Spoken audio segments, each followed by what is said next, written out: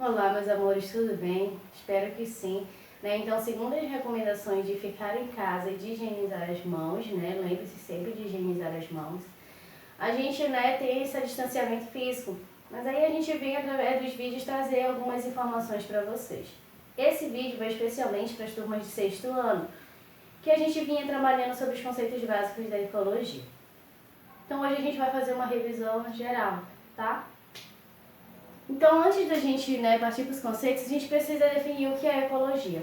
Então, a ecologia ela se define como uma parte da ciência responsável por estudar as interações dos seres vivos, uns com os outros, e estes com os meios em qual eles estão vivendo. Então, assim se define a ecologia, tá? Esse processo de interação entre os organismos e o ambiente. E aí a gente parte para o conceito de ecossistema. O que seria ecossistema? E o ecossistema ele se define como um conjunto de fatores bióticos e abióticos.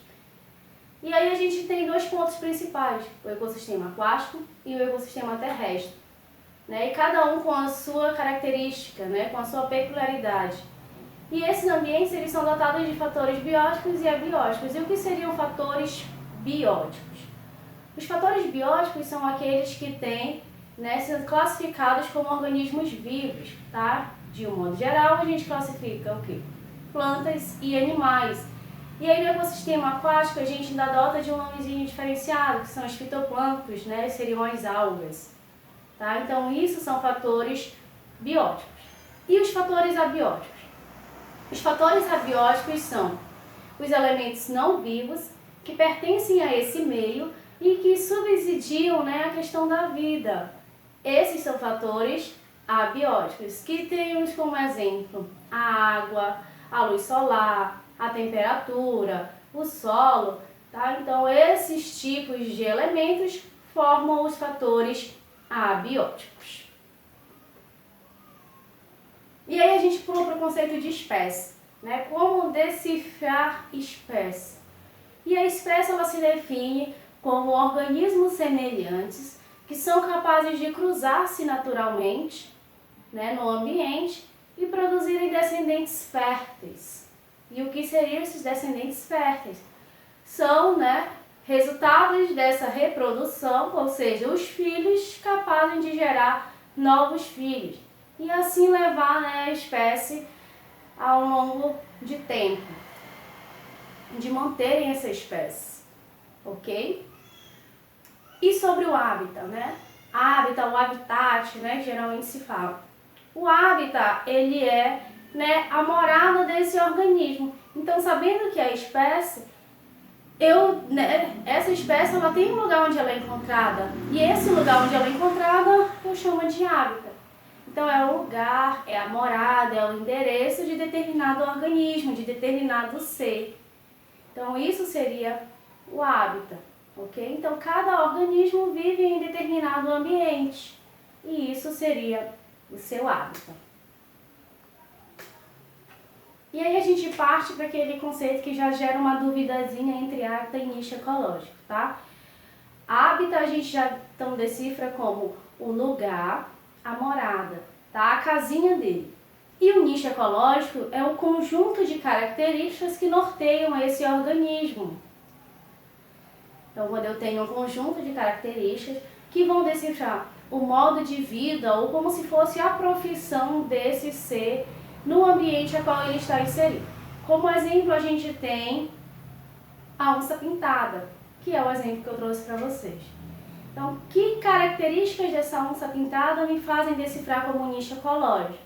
Então, aí a gente tem que esse organismo ele é de área, vive em área de mata, em área de floresta, o que define como seu hábitat, ok? A gente vê que esse organismo também, ele tem um cuidado da mãe com o filhote até que ele tenha uma maturidade suficiente para conseguir se manter sozinho. É um animal materno,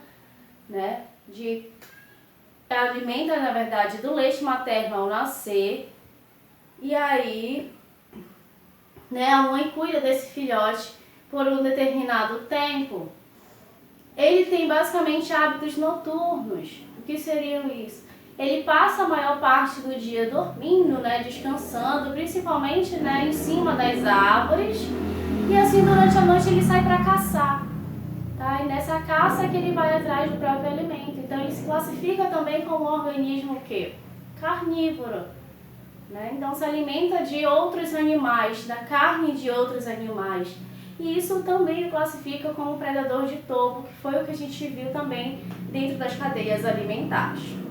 Ok? Então, quando eu falo de conjunto de características, então várias características de um determinado ser, eu estou montando um nicho ecológico. Quando eu falo apenas de lugar, o hábito. E aí a gente parte para o conceito de níveis de organização ecológica. Então, a ecologia ela serve uma organização própria. Tá? Então, eu vou dessa organização de algo mais simples para algo um pouquinho mais complexo. E aí a gente precisa diferenciar uma coisa da outra. Então, eu começo por organismo, né, que é um representante de uma espécie. E um conjunto desse organismo, dessa mesma espécie, me configura uma população. Então, população se define como conjunto de organismos de mesma espécie. Depois de população, eu vou para comunidade. O que seria comunidade? Comunidade, então, já seria o conjunto de população, ou seja, conjunto de organismos de diferentes espécies. Então, aí eu não vou ter só uma espécie atuando. Eu vou ter várias espécies atuando no mesmo ambiente. E o conjunto dessa comunidade, né, junto com os fatores abióticos, então comunidade faz o fator biótico, e aí eu preciso dos fatores abióticos. Juntando o fator biótico, que seriam as comunidades, mais os fatores abióticos, que são os elementos não vivos, eu monto um ecossistema. Então a gente viu que o ecossistema é um conjunto de fatores bióticos e abióticos. E aí, para que eu tenha, né, dentro dessa minha comunidade, eu consiga formar um ecossistema, eu preciso dos elementos não vivos, que seriam luz solar, a água, o vento, né? E esses outros fatores, temperatura. Então, isso é levado em consideração já dentro dessa comunidade, que é o que configura um ecossistema. Partindo de ecossistema, eu tenho a biosfera, que se define como a esfera da vida.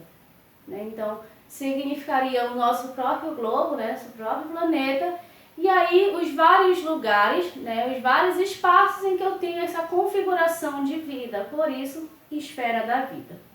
Tá? Tudo bem? Conseguiu diferenciar uma coisinha da outra? Então, a principal diferença é entre população e comunidade. Então, uma se define como conjunto de mesma espécie e o outro conjunto de espécies diferentes. Tá bom, meus amores, então é isso, tá? Espero que dê aí de ter compreendido. Um beijão e até a próxima.